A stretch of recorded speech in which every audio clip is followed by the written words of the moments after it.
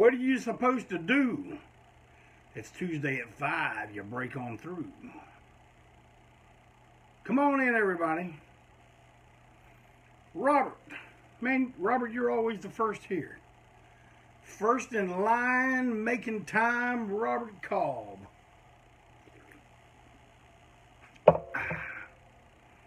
Craig. Oh, there's like a bunch of you in here now. That's good. That's good.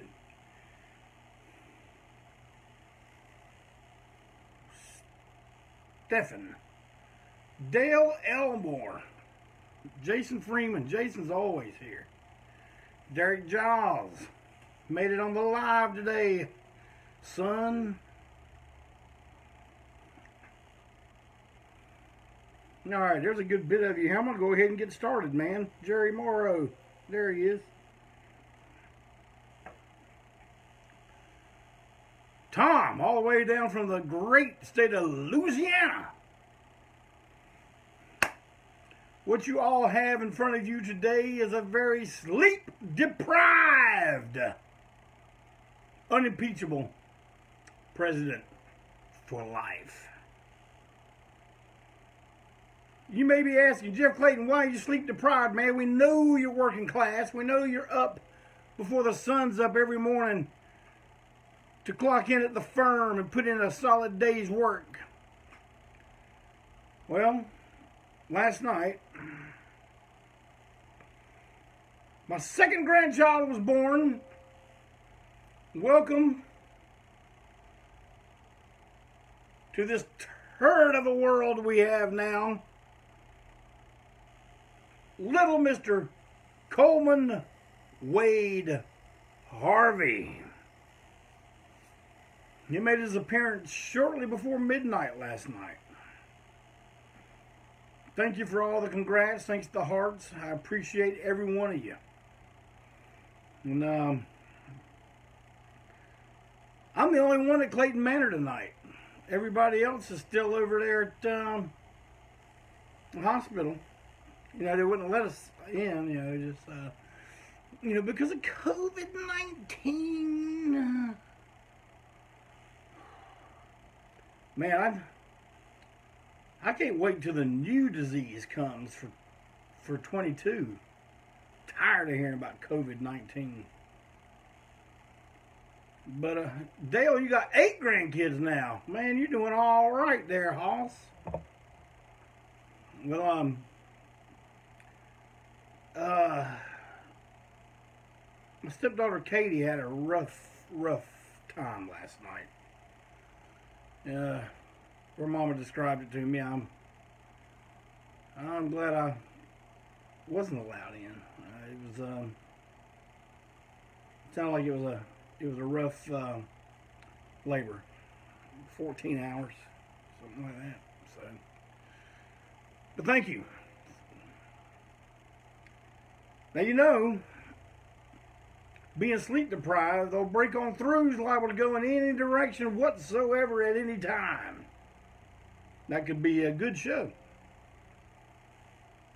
That could be a show where you're sitting there watching it going, what the fuck is he even talking about? We'll try to keep it between the ditches a little bit. Announcements first. Announcements. Always first at the top of the show. Announcements. I want to thank you all for going and liking my friend Janice Blythe's page. Thank all of you who have bought one of her wonderful pictures and had them signed to you. This seems to be the one right here. The iconic one. She's going to have some more up soon. Maybe she'll get this one up soon. See, I already have one. I'm ahead of the curve on that. Remember ahead of the curve? We're going to get ahead of the curve. There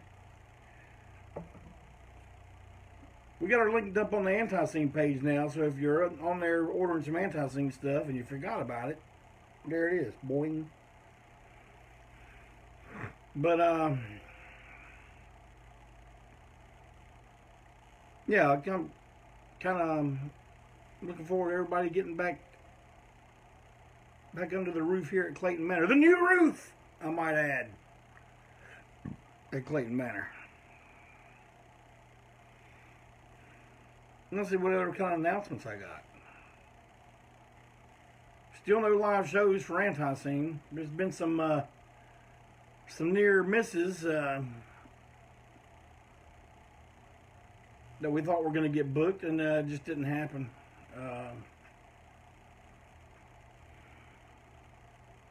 Now we want to come back in a big way. We want to come back in a big way. We don't want to play, you know, somebody's tool shed. 14 people there. We'd like to have it make a big comeback.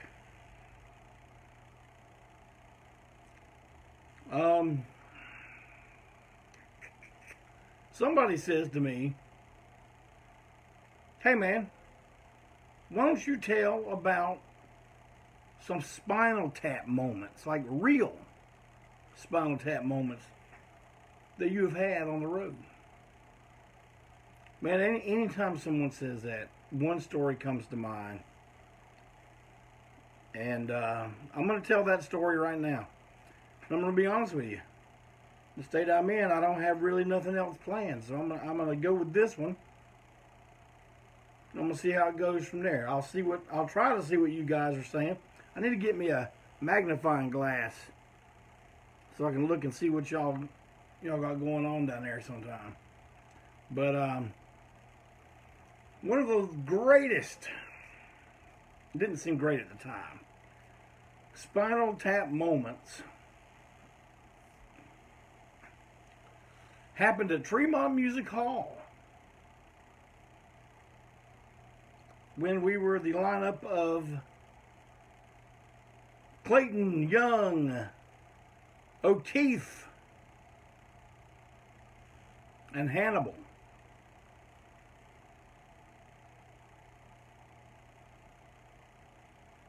That would have been around the Hell era.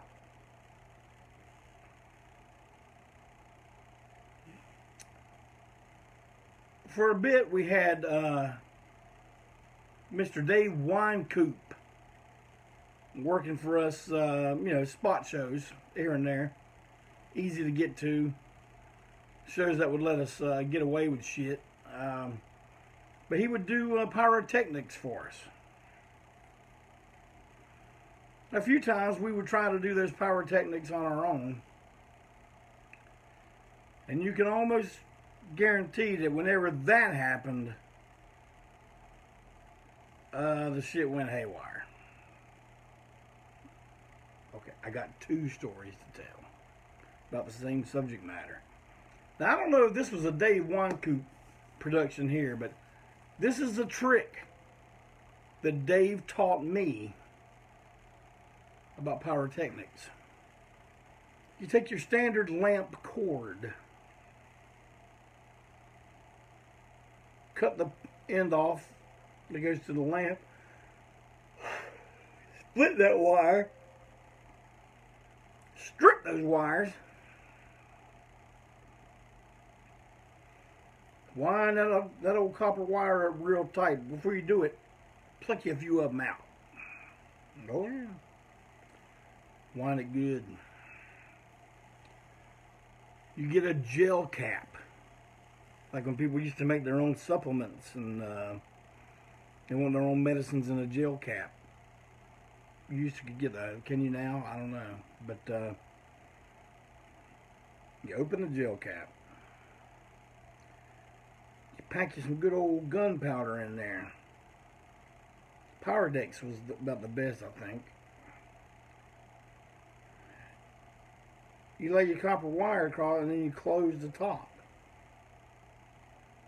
Get your little spit on there. Make that thing start to bind to the other half of the gel cap. So you got two pieces of wire hanging out. So you got your piece of copper wire in there and two hanging out. You wind those up. for extra security. Tape it up with some electrical tape. Now, what we used to do with these is we would put them along when we would hang the barbed wire in front of the stage. We would have them all throughout the barbed wire. Shit, man, probably about 10 or 12 of them. And at one point in the show, when I would fall into the barbed wire, they would flip the switch. They'd all go off. They were like mini explosions just everywhere. And they made a noise, too, because they'd pop that damn gel cap. Pop! Big thing of smoke. Sometimes some little sparks. It was better looking than that damn explosion match one of those new wrestling companies had on TV not long ago. It looked better than that shit. I'll tell you that.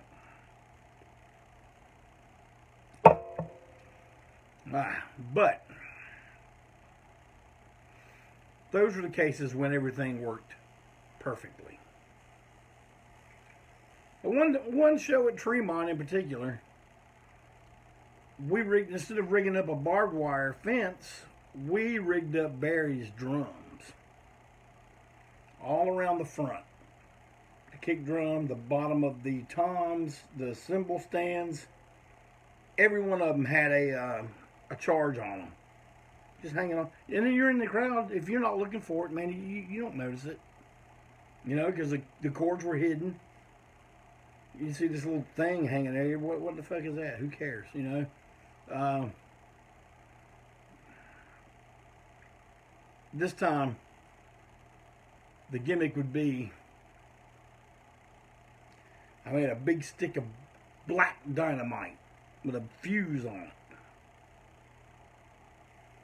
And man, this is the height. This is the end of the show where everything's getting ready to just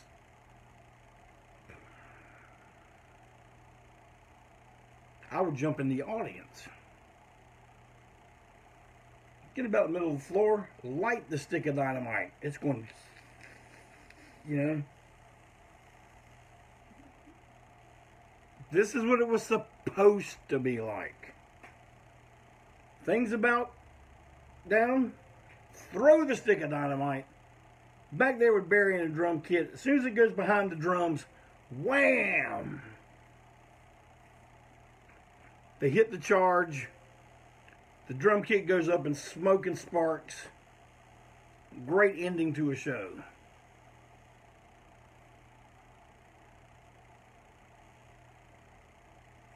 Let me remind y'all who's doing this.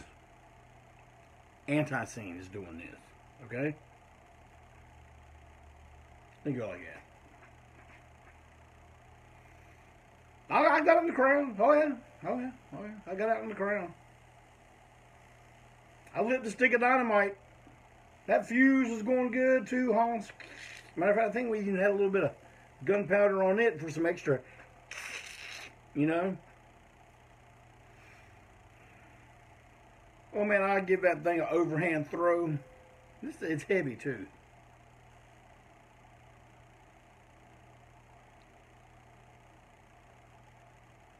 Well, it goes back behind the drum kit, but it about knocks Sir Barry out. Hit him right in the fucking head. Boom!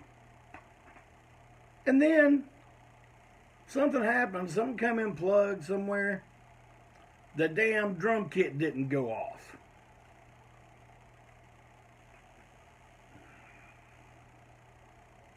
That's ANTiSEEN show for you. Man, there have been many times where I've had flash pots just lined up along the stage. They're supposed to go off at the end. Something happens.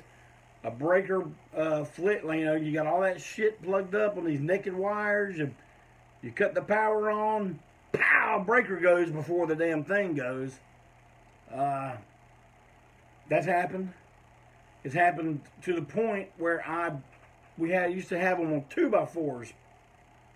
Spray painted black, and have, you know, 4 to 6 cans on each thing of 2x4s. We drill them to the stage, you know, just make sure no one knocked them over and all. But then the son of the bitch wouldn't go off.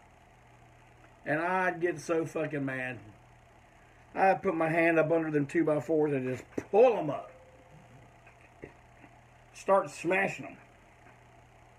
Smashed all our hard work and our flash pots. And keep in mind, the shit's still plugged up and got gunpowder all over it. But rational thinking, hairline trigger temper wins out. So, my wife has always told me, you have been so lucky over the years that you haven't seriously gotten hurt with the shit y'all pull. Especially when you have no kind of real safety measures, you know. Safety? We're a working class punk rock band. What do we need safety for? We need OSHA at our shows.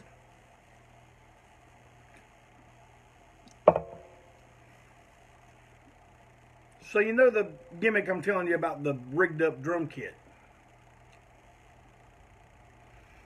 Well, once we were at, oh shit. We were in Raleigh. And it used to be the club in Raleigh. The club in Raleigh. Everybody played there. And man, for the life of me right this second, I cannot think of the name of it. Someone help me. I know some Raleigh boys are out there. Help me out with this. It's that, it used to be on Hillsborough Street. What the fuck was it called? Everybody played it. Man, y'all ain't giving me no answers, huh? The brewery, Mike Thrower. See, Mike Thrower knows everything. That's why he's over here helping me build a museum. Museum's almost done. You can't see it, but we got ladders everywhere and empty boxes. But anyway, the brewery. We're at the brewery, and there's this dude that runs sound there. He's a really cool guy, man. We dug him a lot. I can't remember his name, but it was always a pleasure to work with him because he understood what we were doing. He's one of them guys. He was not one of those guys that when he'd hear our guitar sound, he'd go, y'all need to get all that high end out of there, cowboy. No, he understood. Yeah, he knows it's supposed to be like that. No, we didn't just turn a bunch of knobs and come in here and, that's just how we left it. No, it's intentional. It's supposed to sound like an angry Mothra. Okay. It's sound check. There's nobody in the fucking building except for us four. Whoever's helping us with equipment then at this point. And the sound man.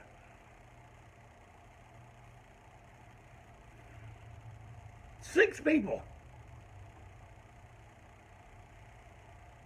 Well, he's telling us, hey man, you guys are going to leave your drums up here. We're going to put you on the platform. Opening band to play in front. We're like, yeah. We're stars. Why should we have to move our shit? We're stars, but we ain't got no pyrotechnician. Not this time we didn't. So,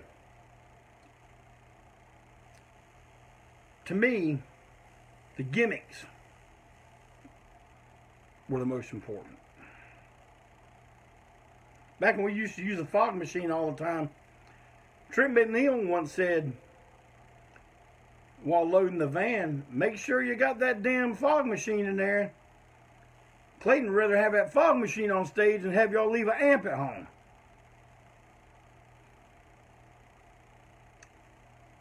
A little exaggerated, maybe, I don't know. Maybe. Maybe not. But all I know is, I ain't got time for damn drum mics. I gotta put damn electrical charges with gunpowder all over the drum kit. That's important. That's what I need to do. So I had them all on a power strip. And the thing was, I was just gonna at some point in the show, when the blood flows, the sweat's everywhere, we're coming in for the big ending, the washboard's up in flames. I was just going to reach back there and boop, pow. I got to remind you one more time who it is. It's ANTiSEEN. It didn't work like that.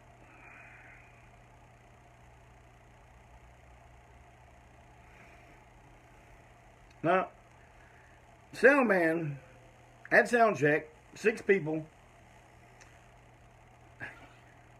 And man, I got it. It's perfect. The setup. It's perfect. And I told everybody, at least 4 of the 6 people, one of them being me, so I counted as 5. Sound man would have been number 6. I thought I told everybody in there. This power strip controls the electrical charges.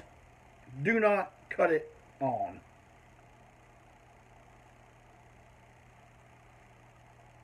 Taped up, steady. Well, the sound man is inside the drums, hooking stuff, putting microphones under the drums and stuff. All the charges are up. They're ready. They're live. Well, they're not live, but they're up. Man, he is in there, and he is studying hard on what he's doing. And all of a sudden, that knee of his hits that damn switch. And that fucking drum kit went up like, man, remember, there's no one in here. There's no music playing, nothing. It sounded like, BOW! That's smoke everywhere. I never seen a guy that big jump that high and that far off the stage to get away from whatever the hell. I don't know what he thought was going on. He might have thought a damn smart bomb just dropped in the damn, I already forgot what the name of the club was again. But dropped right in the middle of it and blew up. And me, Barry, Trip, and Joe are laughing our asses off. We can't stop laughing. I mean, we made sure the guy wasn't hurt or nothing, but he's just in the middle of the floor of this place, the brewery, and he's looking at it like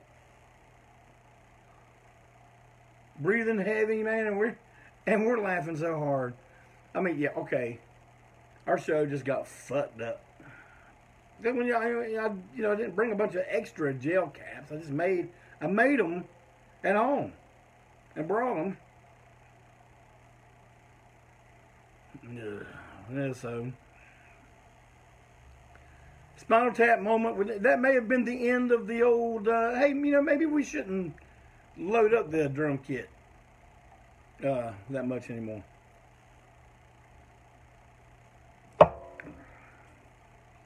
Oh, we still managed to raise a proper amount of hell. We caught the. They used to have curtains hanging down from the drum platform going to the stage. We caught that on fire. It burned up. So, yeah, there was that. They weren't too happy about that. I don't know if he liked us too much after that. I kind of think maybe he thinks we did it on purpose. But I assure you, I assure him, we didn't. Is it something we would have done on purpose? Yes. But this time, we didn't. So there's a few good Spinal Tap moments right there. I'll think of more. Y'all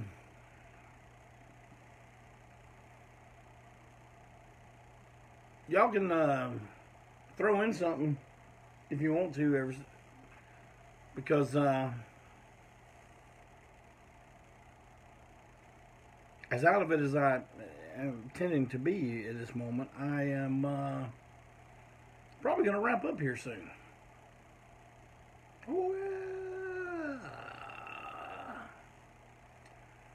I'll tell you something I need from the people out there. I'm calling on the people to deliver unto me a crash course in Zoom. Art Ettinger told me about you can bring people on the screen with you in Facebook. Man, you don't know how many people I can get on this show with me. People that are lined up, chomping at the bit right now. Man, I want to have John Hayes. John Hayes can come in here and sit with me. Owner of Tremont.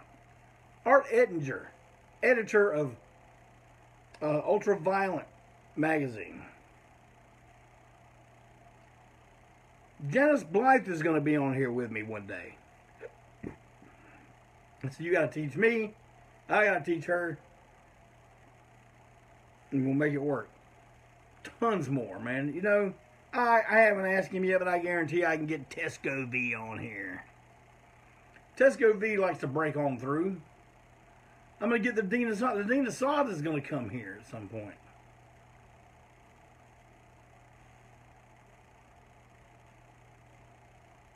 So Wiley is Zoom qualified.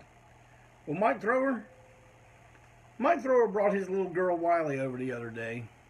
And, you know, when you talk to some kids about, you know, she had on a Kiss shirt. And she came in here and, man, she was talking about Kiss and the Beatles and reggae.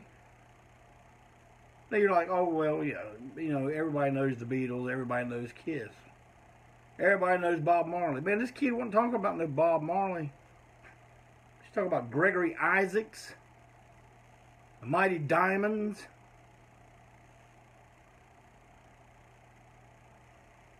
I was amazed, man. And when she talked about music, it wasn't like, oh, I like that song about the submarine.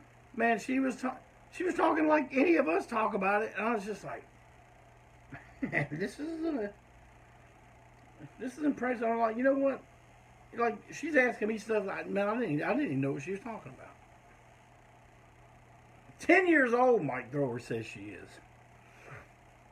And I laid a copy of Lord Such and Heavy Friends on her. I'm telling you what, if you collect records and you ain't got Lord Such and Heavy Friends in your record collection, you ain't got a record collection. Now, last year I heard about stuff you would do that if you did do or didn't do, you wasn't black. I'm telling you right now, if you don't have Lord Such and Heavy Friends in your record collection, you ain't a record collector.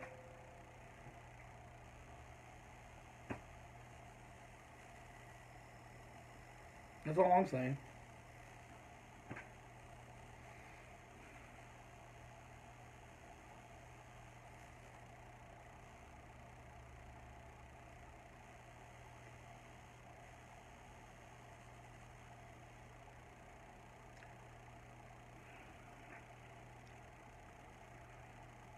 I want to send a word out to my good buddy John Adam, who's going through a rough spot right now.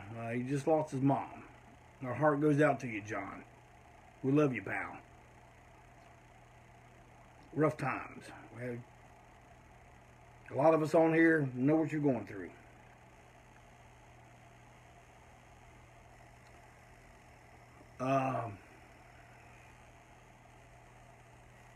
You think I'm bad off right now? Well, you ought to see Miss Clayton, man. She got less sleep than me. And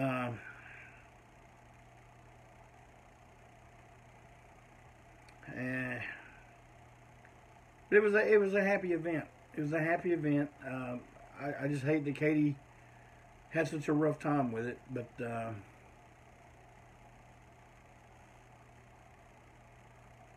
everything's good. Man, tomorrow when I get home from my blue-collar, working-class job, Little Coleman should be here live.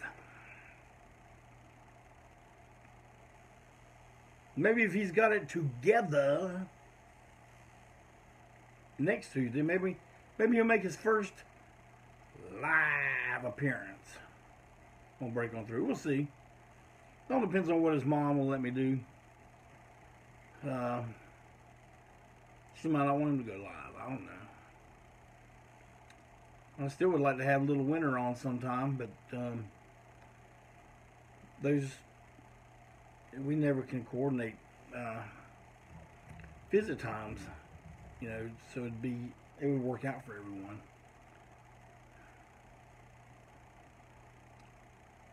But visit ANTiSEEN.com.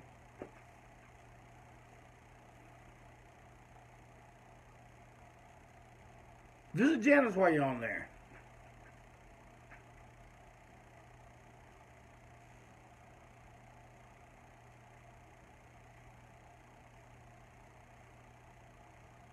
Man, I want all of y'all to keep on doing what you do.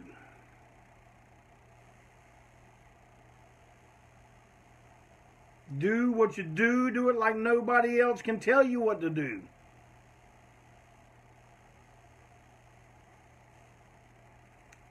I want y'all to be careful out there.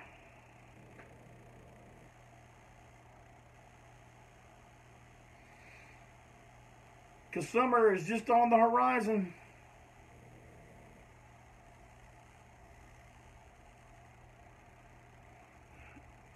And you know what happened last summer? All over the country. Of course, I hear tell nothing really happened all over the country until January. But what do I know? I'm just a working class hooligan, man. Working class hooligan.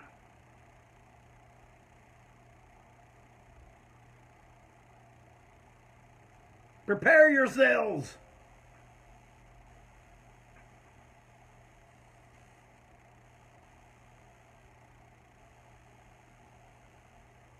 I'm always ready. I know what to do. Because one of these days, we are really, seriously, gonna have to break on through.